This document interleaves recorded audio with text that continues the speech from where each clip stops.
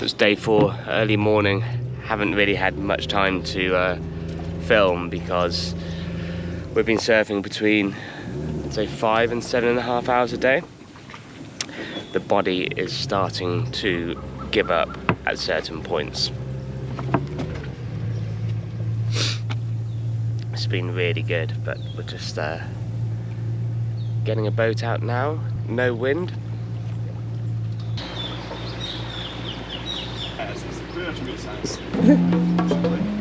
So they have to navigate these coral heads at the opening of the river. At the river mouth would be the name. I'm tired.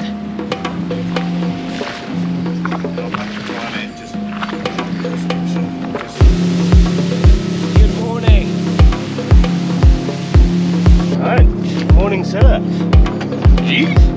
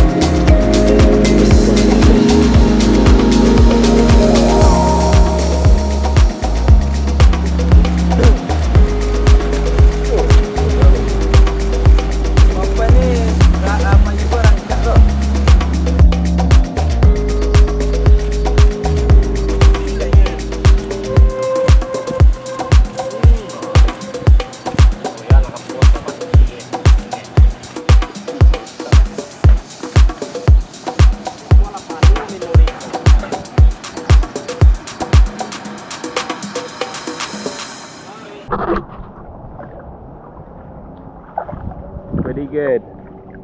Pretty shallow though. Check out this.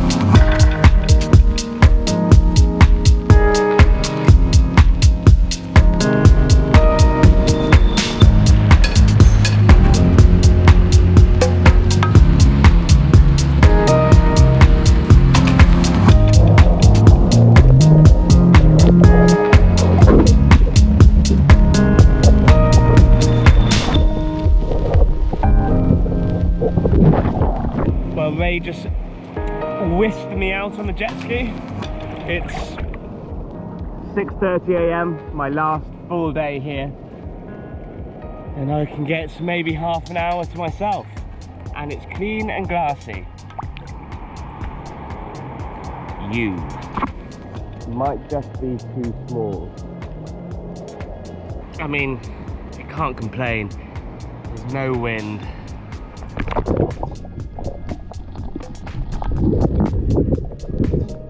Crystal clear water. This place is rather good. That's the one, and I've missed it.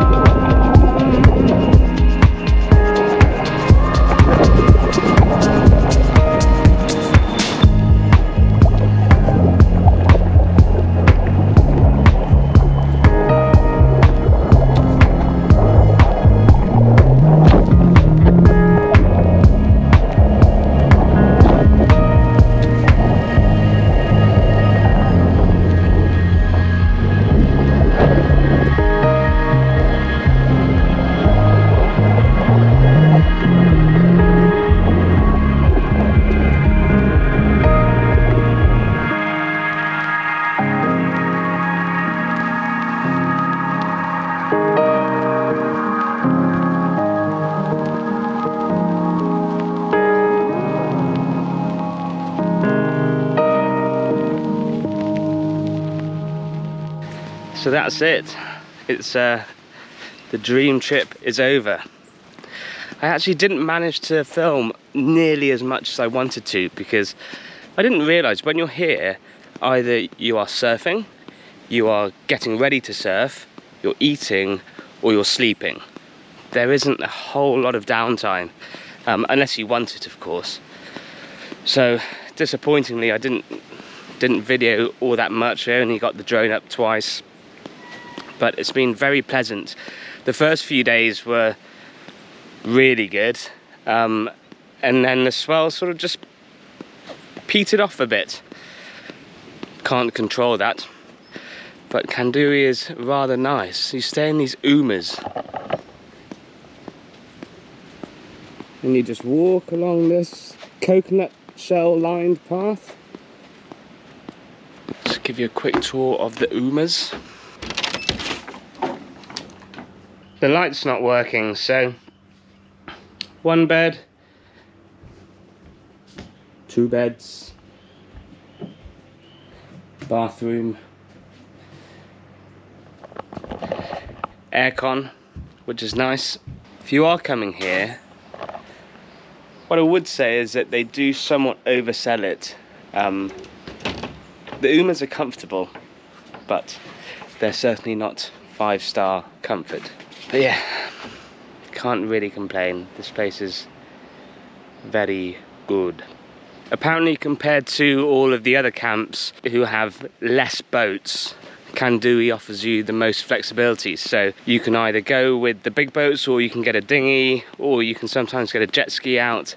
And there's loads of ways around here. Can't decide if I'll be coming back soon, mainly because it's expensive. It's like all in over $350 a night, which is not cheap, plus flights. But there's not many places in the world where you can get this many good waves in such a small area with so little people. So I guess that's the price you pay. There are a few things that I would change if I owned this place. So we turned up and there was no briefing. I actually went to bed on the first night a little bit annoyed because I didn't have a clue what was going on and nobody told us when the boats were leaving. So that would vastly improve the experience. But once you're into the groove, you're just used to it, and you go out and you surf and you eat lots of bang bangs, which are these chocolate wafers on the boat. They become like some sort of currency. It's been enjoyable. It's been very, very enjoyable. Didn't score it as big or perfect as I thought I might, but that is the luck of the draw. Thank you, Ray. Thank you, Kandui. So I've had some time to reflect on the trip, and it was pretty daunting because you see all these videos of pros surfing, you know, double overhead waves, and it looks really good but really scary. And I was always wondering whether, you know, do you have to be a pro to go to the Mentawais? And sure, when there's a big swell and rifles or Bankvaults is on, as they say, yeah, it helps to be a better surfer. As you can see from that video, I'm clearly not a professional surfer. But having said that, there are a lot of waves there, and there are quite a few camps. So you always have the option of finding waves that are at your level, so to speak. I don't think it's a place that you want to go to learn how to surf, but as long as you know what you're doing, I think you'll be okay. And it's definitely worth going. There are a few things. So as I said, you sort of watch all these pros and really good surfers in videos of the Mentawais. You know, the assumption is that it's always pumping. And in July, August, yes, the swells are more frequent. But for instance, rifles. I wanted to surf rifles. It's probably one of the best right-hand waves in the world. But when I got there, the guys that worked at Kandui said, you know, it only breaks maybe 8 to 10 times a year, and it's only good a handful of times a year. And they also said most people only get maybe 2 or 3 days of really good swell during a trip, but you know, the average waves, not during a swell, are better than most places in the Mentawais. So when you're in the Mentawais, which is why people go there. But yeah, it was a bit of a revelation knowing that rifles like works once in a blue moon, and you have to be super lucky to get it really good. So that's the thing to bear in mind. Again, waves like Bankvaults, we didn't get it like really big and hollow, but you only see, I mean, this happens everywhere in the world, but you only see the best waves in the videos. It's actually a really fickle wave, and even the good surfers weren't making many barrels. So I was warned about that before I went. I said, oh, I really want to surf Bankvaults, and one guy was like, no you don't, it just wants to eat you. And yeah, it's sort of, there's some truth to it. So will I go back? Yes, I will. I might try and test out one of the cheaper camps. You can get camps for like $100 a night, which is still, in my world, reasonably expensive. But apparently, as I said, they don't have as many boats, so Kandui is that price for a reason. So it depends on what you're looking for. But if you're in the area, or you want to make the 2 or 3 days trip, one guy flying from LA said it took him, I think he timed it, it was 67 hours door to door. And some guys coming from South Africa, I think it took them 4 days. I don't quite know why it took them 4 days, but it's a long way out of the way. it's a hell of a trip, and I would highly recommend it. Yeah, so back to past Simon with longer hair that I should have cut earlier. I survived with all 3 boards, which was a big surprise, because some of those waves are wave snapping machines. Ray, who's up here on our first day, snapped his board in 3 places just duck diving a wave at Bankvaults.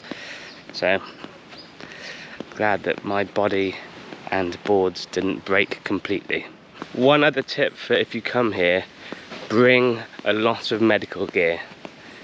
They have some stuff here, but I brought 3 rolls of tape, like 3 packets of gauze, plasters, waterproof plasters, and I went through all of them. But I have a habit of hitting the reef more than I should, because I'm not a very good surfer. But I improved from a pretty crappy surfer to pretty bog standard crappy surfer, which it's progress. I definitely think that the waves here should not be underestimated. Yeah, just waiting for the boat, and that's it. The guys here are really nice, so I have to say bye to them. Yeah, bro. Sure, son. I'm off. I'll see you in a bit.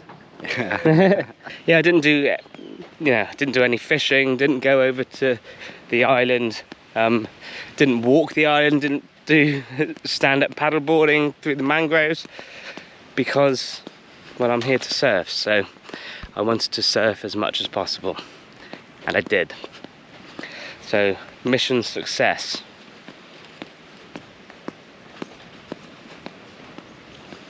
Okay, bye bye.